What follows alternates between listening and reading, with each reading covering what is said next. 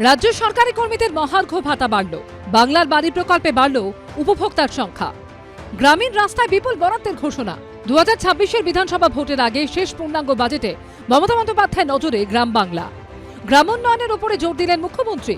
সবচেয়ে বেশি 44,139 কোটি টাকা বরাদ্দ করা হলো পঞ্চায়েত ও গ্রামোন্নয়ন দফতরে।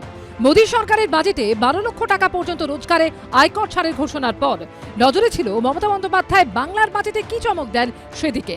দিনের শেষে দেখা গেল বাড়ি থেকে রাস্তা, নদী ভাঙন, সেতুর মতো একেবারে গ্রামীণ ইস্যুর উপরে জোর দেওয়া হলো রাজ্য বাজেটে।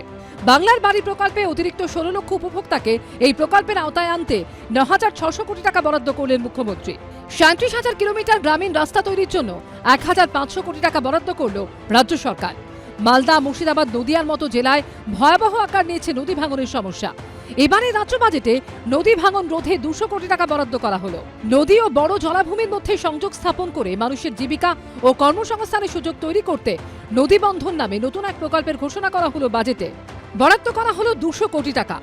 ঘাটাল মাস্টার প্ল্যানে 500 কোটি টাকা বরাদ্দ করল সরকার। গঙ্গাসাগরে সেতুর জন্য 500 কোটি টাকার কথা বলা হয়েছে।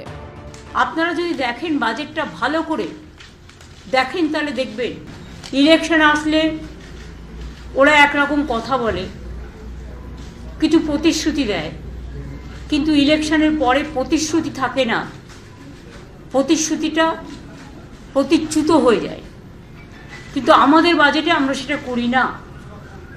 আমরা যেটা বলি, আমাদের যা ফান্ড পারমিট করে আমাদের নিজের রাজস্ব থেকে, এখন একটাই ট্যাক্স, জিএসটি ট্যাক্স, সবটাই তুলে নিয়ে যায় কেন্দ্র, কিন্তু আমাদের ভাগ্যে যেটা পাওয়া উচিত সেটা কিন্তু আমাদের দেওয়া হয় না।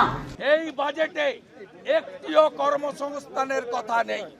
আগামী 26 সালে পূর্ণাঙ্গ বাজেট ভারতীয় জনতা পার্টি করবে, ভারতীয় জনতা পার্টির সরকার করবে। প্রত্যেক বাড়িতে, যে বাড়িতে চাকরি নেই, একটি করে চাকরির প্রতিশ্রুতি বিজেপির এমএলএরা এলপির নেতৃত্বে বাংলার বেকার যুবক যুবতীদের, এটা তৃণমূল কংগ্রেস সরকারের 15তম এবং শেষ বাজেট। এই সরকার যে দেউলিয়া ছবি তুলবে আর যাবেন ছত্রে প্রমাণিত। সাম্প্রতিক অতীতে একাধিকবার ধান কেনা নিয়ে দুর্নীতির অভিযোগ সামনে এসেছে। এবার রাজ্য বাজেটে 200 কোটি টাকা ব্যয়ে ধান কেনার জন্য নতুন কেন্দ্র তৈরির ঘোষণা করেছে রাজ্য সরকার। পাশাপাশি 200 কোটি টাকা খরচ করে আরো 350টি সুফল বাংলা স্টল তৈরির ঘোষণা রয়েছে বাজেটে। আশা ও অঙ্গনওয়াড়ি কর্মীদের মোবাইল ফোন দিতেও 200 কোটি টাকা বরাদ্দ করেছে সরকার। মোবাইলের দাবি আমাদের দীর্ঘদিনের দাবি ছিল, শুধু মোবাইল নয়, তার রিচার্জ করার জন্য বর্তমান বাজার দরের যে নেট প্যাক লাগে সেটা সহ এ দাবি আমাদের ছিল। আজকের বাজেটে দেখলাম অত্যন্ত হতাশাজনক।